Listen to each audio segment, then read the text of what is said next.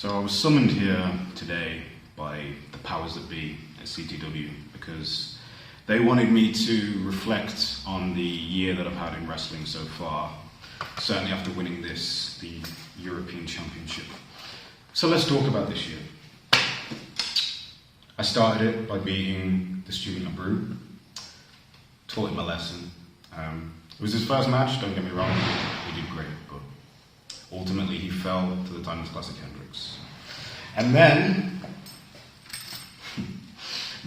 I beat Red Eagle, hatched my master plan, and took the belt that I worked so hard to get. And then, most recently, I survived the beating of a lifetime in what I can honestly say was one of the hardest matches I've ever had, against Rage and Claudia Bradstone, and again, retained the championship in the first iteration of the Timeless Classic Open Challenge. And it would be very easy of me to sit here and brag about how I beat them so handedly and, you know, here I am, I'm the champ, but as you can probably tell by my demeanour, that's been permanently etched on my face as of late, I'm just not really in a braggadocious mood. You see, it would be easy for me to reflect on beating the student and say how I ousted the future of CTW. It would be easy of me to say how I beat Red Eagle and Claudia Bradstone and how they represent CTW's past.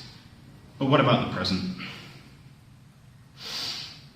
You see, when I think of the victories that I've had so far in 2022, there's a certain phrase that keeps coming to my mind, and that phrase is, the more things change, the more they stay the same. The more things change, the more they stay the same.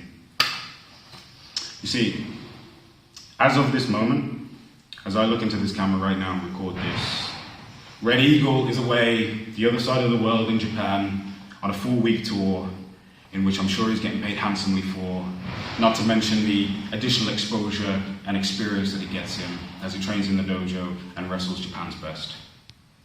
As I sit here and record this right now, Rage and Claudia Bradstone has just returned from yet another successful trip to the UK in which she wrestled all over and beat a who's who of talent. And as I sit here and record this, the student Abreu is about 2 weeks away from embarking on his own European tour, also going to the UK, which will only cap off his many travels, be it to Northern Ireland or Spain, or his first main event victory in his native Portugal. Arguably the best debut year that any wrestler's ever had. So, my frustration stems from the fact that I beat those three, and yet what about Hendrix? What about me, huh? Where's my opportunities? 5 months ago, I sat in this very room and I delivered a victory speech. And when I look back on it now, I cringe at how naive I was. You see, I thought this was my meal ticket. I thought this was going to afford me the opportunities to travel the world, earn the money, gain the exposure, and prove just how good a professional wrestler I am. And yet here I am, still squandering away, still just waiting for the next opportunity to prove myself. And you see, it's in these kind of moments where the self-doubt starts to creep in. It's in these moments where the depression starts to creep in. Am I really as good as I've previously claimed to be? And don't get it twisted, this isn't some attempt to be some kind of relatable, anxious millennial champion that whoever's watching this might be able to relate to. I don't want to be relatable. I know in my heart of hearts that I'm a higher class of being. It's just, every so often I have these doubts.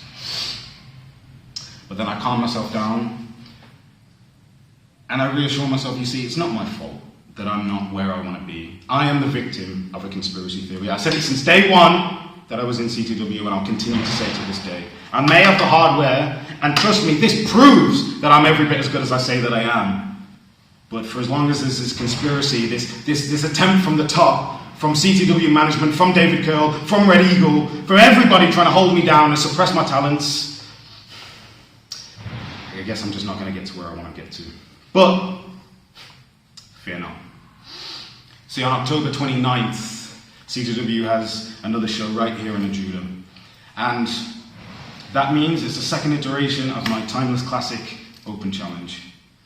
And people like to throw words around about me, be it character or shenanigans. Well, you see, there's a very real person behind that character, behind those shenanigans, and that real person's had about enough of you doubting me, I've had enough of this conspiracy that clouds me. So, come on, October 29th, I'm taking matters into my own hands.